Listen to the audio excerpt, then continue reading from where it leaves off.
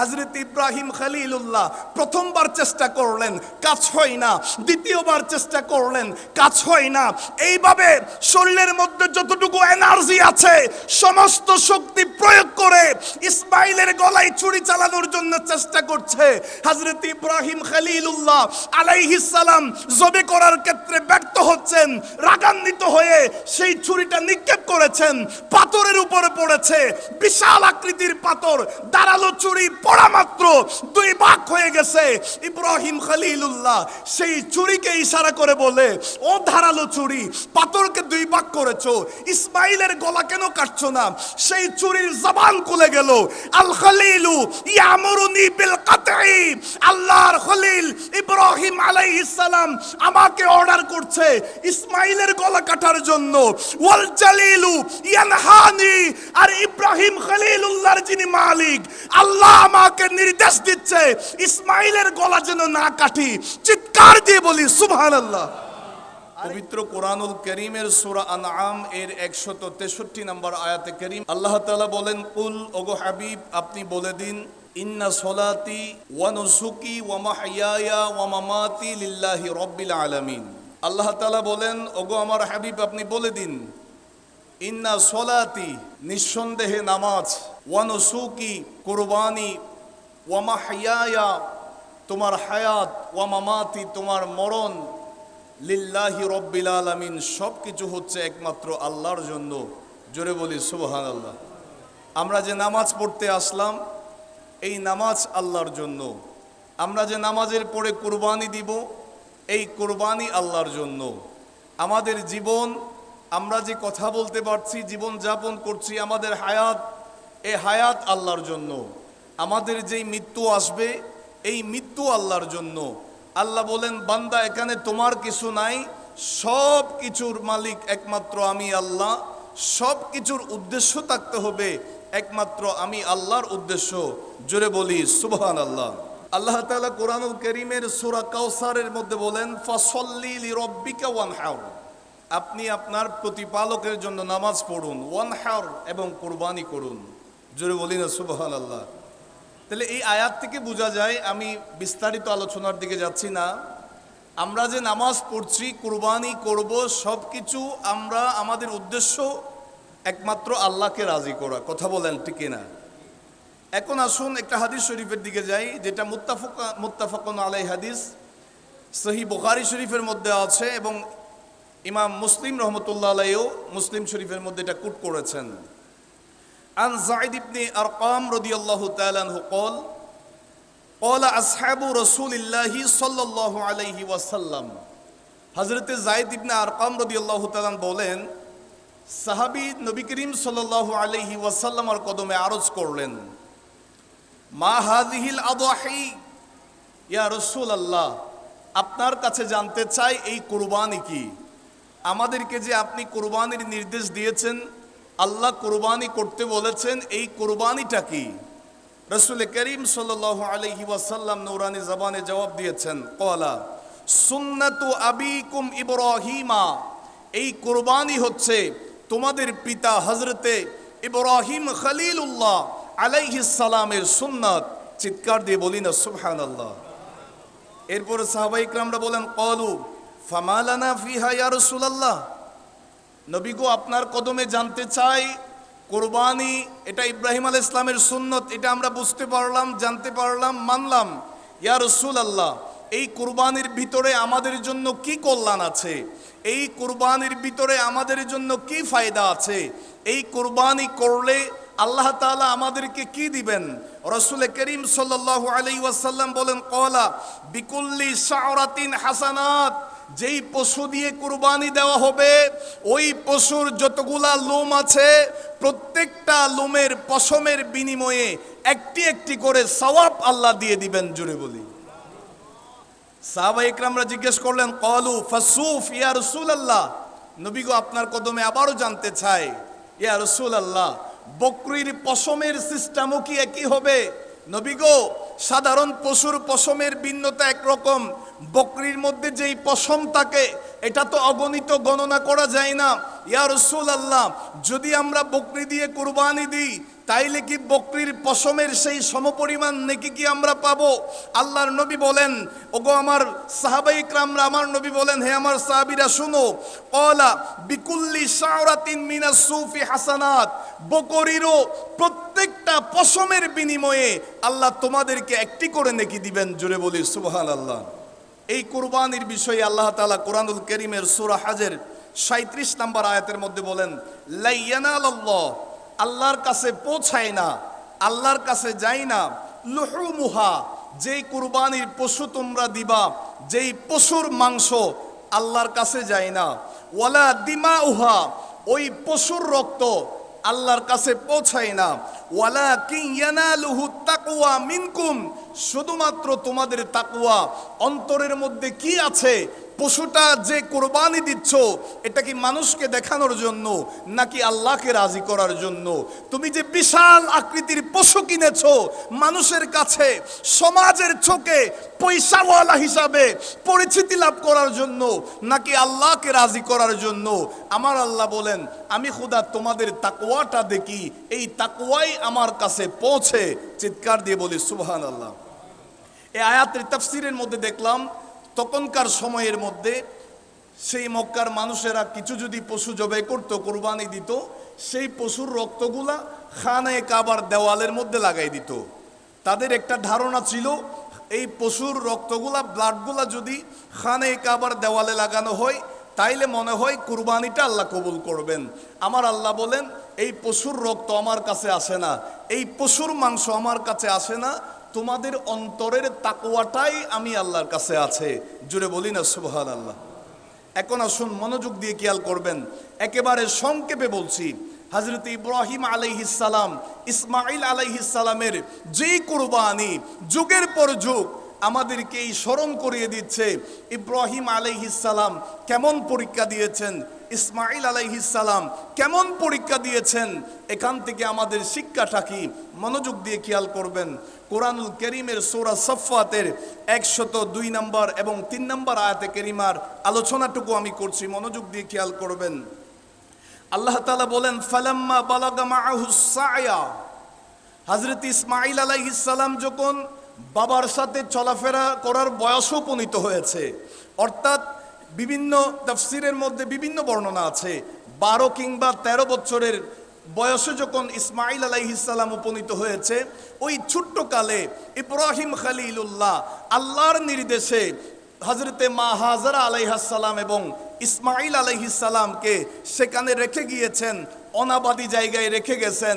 12 কিংবা 13 বছর বয়সের মধ্যে আসলেন হযরত ইব্রাহিম খলিলুল্লাহ, ওলা ইয়া বুনাইয়া, তিনি তার সন্তান ইসমাঈল আলাইহিস সালামকে বলেন, ইন্নী আরা ফিল মানামি, ও আমার সন্তান, আমি স্বপ্নের মধ্যে দেখেছি, আমি খ্বাবের মধ্যে দেখেছি, আন্নী আযবাহুকা, আমি তোমাকে জবে করছি, আল্লাহর রাস্তায় কুরবানি দিচ্ছি।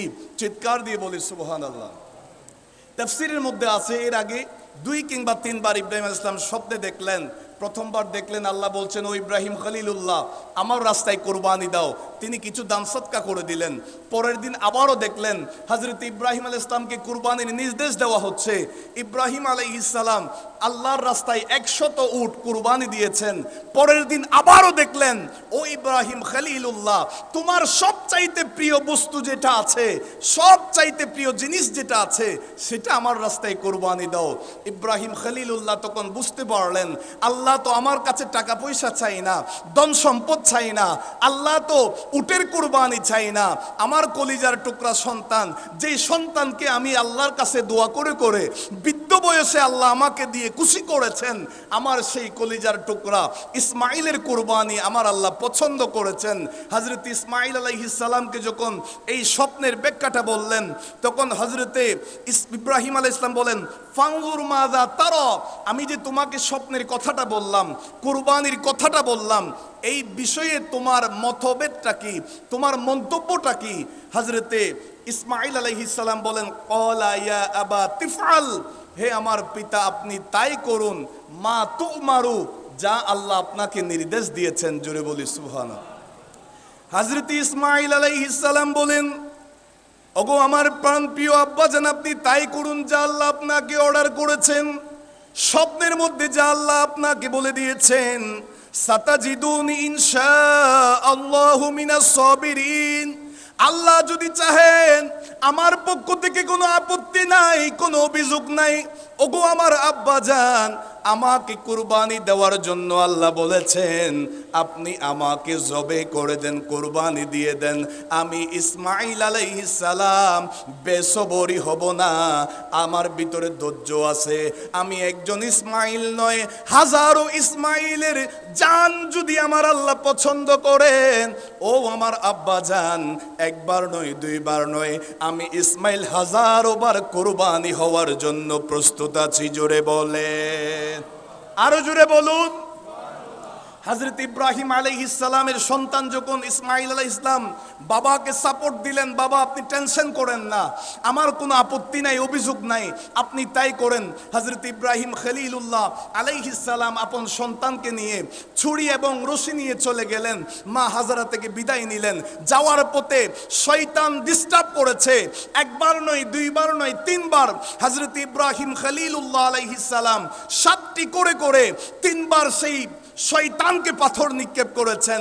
আমার আল্লাহর পছন্দ হয়েছে হাজীদের জামরাই পাথর নিক্ষেপ করাটা, এটা হাজীদের হজের একটা সিস্টেমের মধ্যে চলে এসেছে। হযরত ইব্রাহিম আলাইহিস সালাম সন্তানকে মিনায় নিয়ে গেলেন, জবেহের জন্য শুয়ালেন।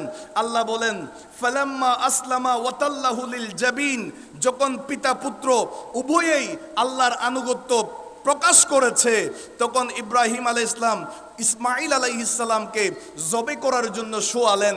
হযরত ইব্রাহিম খলিলুল্লাহ ছুরি চালাচ্ছেন, সেই গলাটা কাটছে না, যেটা নবীর গলা, যেই কফাল মুবারকে আখিরি জামানার নবীর নূর মুবারক আছে। হযরত ইব্রাহিম খলিলুল্লাহ প্রথমবার চেষ্টা করলেন, কাজ হয় না। দ্বিতীয়বার চেষ্টা করলেন, কাজ হয় না। এইভাবে শরীরের মধ্যে যতটুকু এনার্জি আছে সমস্ত শক্তি প্রয়োগ করে ইসমাইলের গলায় ছুরি চালানোর জন্য চেষ্টা করছে। হযরত ইব্রাহিম খলিলুল্লাহ আলাইহিস সালাম জবে করার ক্ষেত্রে ব্যর্থ হচ্ছেন। রাগান্বিত হয়ে সেই ছুরিটা নিক্ষেপ করেছেন, পাথরের উপরে পড়েছে, বিশাল আকৃতির পাথর। ধারালো ছুরি পড়া মাত্র দুই ভাগ হয়ে গেছে।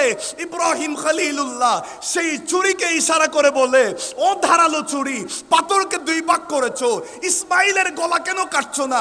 সেই ছুরির জবান খুলে গেল।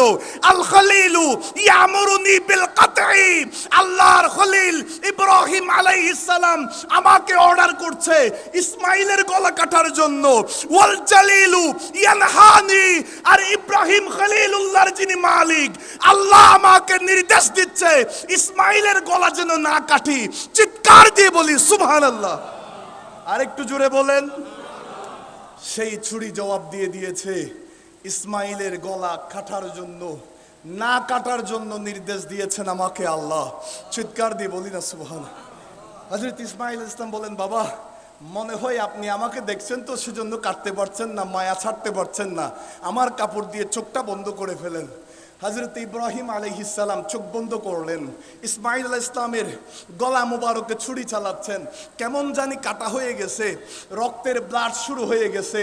হযরতে সেই সময় আমার আল্লাহ বলেন, ও জিবরিল আমিন, বেহেশতের মধ্যে যেই দুব্বাটা 40,000 বছর বিচরণ করেছে, সেই জান্নাতি দুব্বাটা আমার ইসমাইলের পরবর্তীতে দিয়ে দাও ছুরির নিচে। সেই জুব্বাটা এসেছে। হযরত জিবরিল আলাইহিস সালাম বলেন, আল্লাহু আকবার, আল্লাহু আকবার। আর ইব্রাহিম খলিলুল্লাহ গলার উপর ছুরি চালানোর সময় বলেন, লা ইলাহা ইল্লাল্লাহু ওয়াল্লাহু আকবার। এইভাবে যখন বলেছেন, হযরত ইব্রাহিম আলাইহিস সালাম চোখ যখন খুললেন, দেখলেন ইসমাইল আলাইহিস সালাম এক পাশে বসা, সামনে দুব্বা জবে হয়ে গেছে। হযরত ইব্রাহিম খলিলুল্লাহ বলেন, ওয়ালিল্লাহিল হামদ। চিৎকার দিয়ে বলেন আল্লাহু আকবার। আল্লাহ আমাদেরকে এই শিক্ষাটা নেওয়ার তৌফিক দান করুক। আর একটু জোরে বলুন। আর মাত্র 5 মিনিট আমি কয়েকটি মাসালা বলছি, মনোযোগ দিয়ে খেয়াল করবেন। আমি আলোচনা এদিকে আর যাচ্ছি না। ইব্রাহিম আলাইহিস সালাম এবং ইসমাইল ইসলামের যে শিক্ষা, একমাত্র আল্লাহর পরীক্ষায় যত ধরনের যত কিছু আসুক না কেন, আল্লাহ আমাদেরকে আল্লাহর পরীক্ষার মধ্যে কামিয়াব হওয়ার তৌফিক দান করুক। 2-3টি আমি গুরুত্বপূর্ণ মাসালা বলছি, মনোযোগ দিয়ে খেয়াল করবেন। যারা শরীকদারি কুরবানি করবেন, আপনাদের অত্যন্ত গুরুত্বপূর্ণ বিষয় হচ্ছে আপনারা যে ওই বন্টন যেটা করেন মাংসের, এটা কিতাবের মধ্যে স্পষ্ট আছে, আন্তাজে বন্টন করলে হবে না। হয়তো একই মায়ের পেটের ভাইয়ের সাথে মিলিয়ে কুরবানি করছেন, তবে ওজন মেপেই আপনাদেরকে সে বন্টনটা করতে হবে, এটা শরীয়তের মাসালা।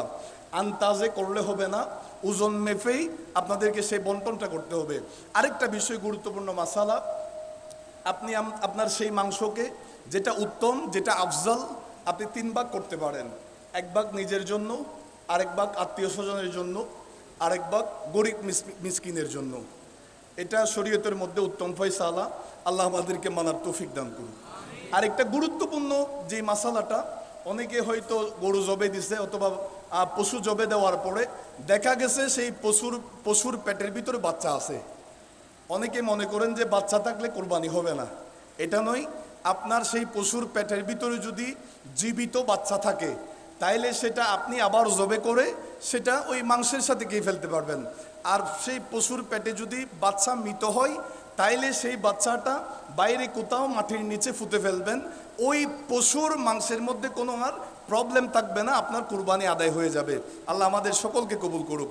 লাস্ট একটা যে মেসেজ, এই যে আমরা কুরবানি দেওয়ার পরে আমাদের অবহেলা হয়ে যায়, ওই পশুর বিভিন্ন রকমের শরীরের অংশগুলো আমরা রাস্তার ধারে কাছে ফেলে দিই, অথবা কোনো একটা জায়গায় ফেললাম, ওই বিভিন্ন কুকুর বিড়ালরা বিভিন্ন জায়গায় ঘোরাঘুরি করে রাস্তাঘাটে মানুষের চলাফেরা করতে অসুবিধা হয়ে যায়। অনেক মানুষ গন্ধের কারণে চলাচল করতে পারে না। অনেক বিধর্মী যখন তাদের নাকের মধ্যে এই পশুর ওই ঘ্রাণটা আসবে, যেটা পচে যাওয়ার সেই ঘ্রাণ, তখন তাদের ভিতরে ইসলামের প্রতি একটা বিদ্বেষ চলে আসবে।